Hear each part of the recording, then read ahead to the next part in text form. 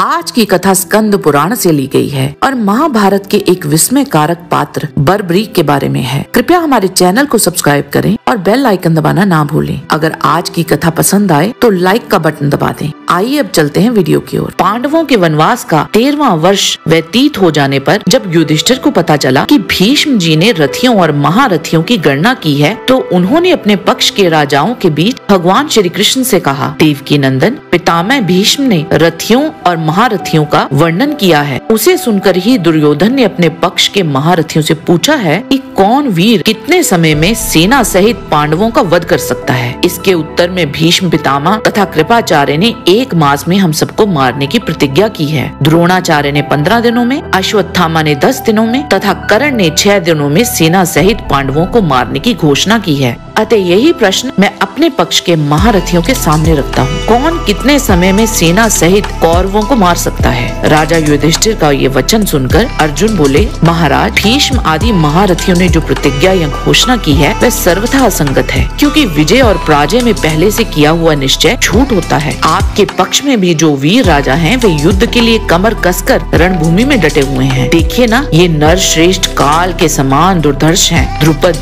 विराट, कैकेय, सहदेव, सात्यकी, दुर्जय वीर, पुत्र सहित महापराक्रमी घटोत्कच, महाधनुर्धर भीमसेन आदि तथा कभी किसी से परास्त न होने वाले भगवान श्री कृष्ण, ये सब आपके ही तो हैं। मैं तो समझता हूँ इनमें से एक एक वीर सारी कौरव सेना का संहार कर सकता है। इनके डर से कौरव इस प्रकार भागेंगे जैसे सिंह से डरे हुए मृग। बूढ़े भीष्म से, बूढ़े बाबा द्रोण और कृपाचार्य से तथा अश्वत्थामा से अपने को क्या भय है। अथवा यदि चित्त की शांति के लिए आप जानना ही चाहते हैं तो मेरी बात सुनिए। मैं अकेला ही युद्ध में सेना सहित समस्त कौरवों को 1 दिन में नष्ट कर सकता हूँ। अर्जुन की ये बात सुनकर घटोत्कच के पुत्र ने हंसते हुए कहा, महात्मा अर्जुन ने जो प्रतिज्ञा की है वह मुझे नहीं सही जाती, क्योंकि इनके द्वारा दूसरे वीरों पर महान आक्षेप हो रहा है। अतः अर्जुन और श्री कृष्ण सहित आप सब लोग चुपचाप खड़े रहें। मैं एक ही मुहूर्त में भीष्म आदि सबको यमलोक में पहुंचा दूंगा। मेरे भयंकर धनुष को, इन दोनों अक्षय तुणीरों को तथा भगवती सिद्ध अंबिका के दिए हुए इस खड्ग को आप लोग देखें।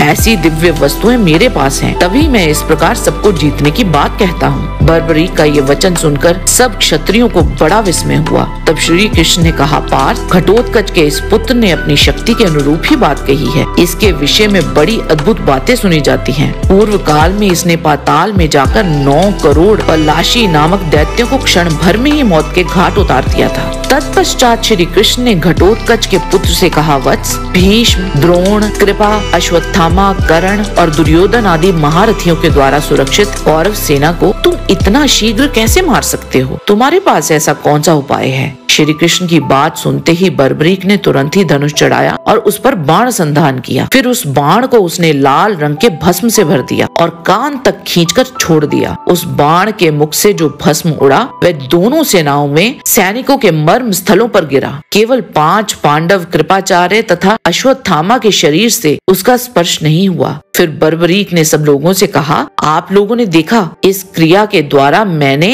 मरने वाले वीरों के मर्म स्थानों का निरीक्षण किया है। अब उन्हीं मर्म स्थानों में देवी के दिए हुए तीक्ष्ण और अमोघ बाण मारूंगा, जिनसे ये सभी योद्धा क्षण भर में मृत्यु को प्राप्त हो जाएंगे। आप सब लोगों को अपने अपने धर्म की सौगंध है, कदापि शस्त्र ग्रहण न करना। मैं 2 ही घड़ी में इन सब शत्रुओं को तीखे बाणों से मार गिराऊंगा। ये सुनकर युधिष्ठिर आदि के चित्त में बड़ा विस्मय हुआ। वे सब लोग बर्बरीक को साधुवाद देने लगे, जिससे महान कोलाहल छा गया। बर्बरीक ने ज्यों ही उपरयुक्त बात कही, त्यों ही श्री कृष्ण ने कुपित होकर अपने तीखे चक्र से बर्बरीक का मस्तक काट गिराया। यह देख सबको बड़ा आश्चर्य हुआ। सब एक दूसरे से कहने लगे, ये क्या हुआ? घटोत्कच का पुत्र कैसे मारा गया? पांडव भी अन्य सब राजाओं के साथ आंसू बहाने लगे। घटोत्कच तो हा पुत्र करता हुआ शोक से मूर्छित होकर गिर पड़ा। इसी समय सिद्ध अंबिका आदि 14 देवियां वहां आ पहुंची। श्री चंडिका ने घटोत्कच को सांत्वना देकर उच्च स्वर से कहा, सब राजा सुने, विद्यात्मा भगवान श्री कृष्ण ने महाबली बर्बरीक का वध किस कारण से किया है वह मैं बतलाती हूँ। पूर्व काल की बात है, मेरु पर्वत के शिखर पर सब देवता एकत्रित हुए थे। उस समय भार से पीड़ित हुई ये पृथ्वी वहाँ गई और सब देवताओं से बोली, आप लोग मेरा भार उतारें। तब ब्रह्मा जी ने भगवान विष्णु से कहा, भगवान आप मेरी प्रार्थना सुने, आप ही पृथ्वी का भार उतारें, इस कार्य में देवता आपका अनुसरण करेंगे। तब भगवान विष्णु ने तथास्तु कहकर ब्रह्मा जी की प्रार्थना स्वीकार कर ली। उसी पल सूर्यवर्चा नामक यक्षराज ने अपनी भुजा ऊपर उठाकर कहा, आप लोग मेरे रहते हुए मनुष्य लोक में क्यों जन्म धारण करेंगे? मैं अकेला ही अवतार लेकर पृथ्वी के भार भूत सब दैत्यों का संहार करूंगा। सूर्यवर्चा के ऐसा कहने पर ब्रह्मा जी कुपित होकर बोले, तुरमते, पृथ्वी का ये महान भार तो समस्त देवताओं के लिए भी दुस्सह है, उसे तू वहाँ मोहवश केवल अपने ही द्वारा साध्य बतलाता है। मूर्ख, पृथ्वी का भार उतारते समय जब युद्ध आरंभ होगा उस समय श्री कृष्ण के हाथ से तेरे शरीर का नाश होगा, इसमें संशय नहीं है। ब्रह्मा जी के द्वारा ऐसा श्राप प्राप्त होने पर सूर्यवर्चा ने भगवान विष्णु से ये याचना की, हे भगवान, यदि इस प्रकार मेरे शरीर का नाश भयानक होने वाला है तो मैं एक प्रार्थना करता हूँ, दिनों तक जन्म से ही मुझे ऐसी बुद्धि दीजिए जो सब अर्थों को सिद्ध करने वाली हो। ये सुनकर भगवान विष्णु ने देव सभा में कहा, ऐसा ही होगा, देवियां तुम्हारे मस्तक की पूजा करेंगी, तुम पूज्य हो जाओगे। भगवान के ऐसा कहने पर सूर्यवर्चा के साथ आप सब देवता भी इस पृथ्वी पर अवतीर्ण हुए। सूर्यवर्चा ही ये घटोत्कच का पुत्र है जो मारा गया है। तब श्री कृष्ण ने कहा, मैंने सूर्यवर्चा को जो वर दिया था उसका स्मरण करके ही गुप्त क्षेत्र में देवी की आराधना के लिए मैंने इसे नियुक्त कर दिया था। राजाओं से ऐसा कहकर भगवान श्री कृष्ण फिर चंडिका देवी से बोले, देवी ये भक्त का मस्तक है, इसे अमृत से सींचो और राहु के सिर की ही भांति अजर अमर कर दो। देवी ने वैसा ही किया। तब बर्बरीक के मस्तक ने श्री कृष्ण से कहा, मैं युद्ध देखना चाहता हूँ, इसके लिए मुझे अनुमति मिले। तब भगवान श्री कृष्ण ने कहा, वत्स, जब तक ये पृथ्वी, नक्षत्र, चंद्रमा तथा सूर्य रहेंगे तब तक तुम सब लोगों के द्वारा पूजनीय होगे। अब तुम इस पर्वत शिखर पर चढ़कर वहाँ रहो, वहीं से होने वाले युद्ध को देखना। और बर्बरीक का मस्तक पर्वत के शिखर पर स्थित हो गया। उसका शरीर जमीन पर था और उसका यथा विधि संस्कार कर दिया गया तथा मस्तक का कोई संस्कार नहीं हुआ। तत्पश्चात कौरव और पांडवों की सेना में भयानक संग्राम छिड़ गया जो लगातार 18 दिनों तक चला। युद्ध में बहुत वीर मारे गए। तब अपने बंधु बांधवों के बीच में धर्मराज युधिष्ठिर ने भगवान श्री गोविंद से कहा, पुरुषोत्तम, इस महान संग्राम सागर से आपने ही हम लोगों को पार उतारा है। हे नाथ, आपको नमस्कार है। भीमसेन बहुत भोले थे, उन्हें धर्मराज की ये बात कुछ भारी लगी। उन्होंने तनिक असहिष्णुता के साथ युधिष्ठिर से कहा, राजन, धृतराष्ट्र के पुत्रों को मारने वाला तो मैं हूँ, आप मेरा तिरस्कार कर रहे हैं। धृष्टद्युम्न, अर्जुन, सात्यकी और मैं, जिन लोगों ने युद्ध में पराक्रम दिखाकर विजय पाई, उन्हें छोड़कर आप ऐसा क्यों कर रहे हैं? भीमसेन की ये अनुचित बात सुनकर अर्जुन से रहा नहीं गया। अर्जुन बोले, भीमसेन जी, आप नहीं जानते, मैंने, आपने या किसी भी अन्य वीर ने शत्रु का वध नहीं किया है। युद्ध के समय मैं सदा देखता था कि मेरे आगे कोई एक पुरुष शत्रुओं को मारता हुआ चलता था, मुझे पता नहीं वह कौन था। इस पर भीम अर्जुन से बोले, तुम निश्चय ही बड़े भ्रम में पड़े हो, भला युद्ध में दूसरा कौन शत्रुओं को मारता था? तब भीमसेन ने कहा, पर्वत शिखर पर स्थित पौत्र बर्बरीक के मस्तक से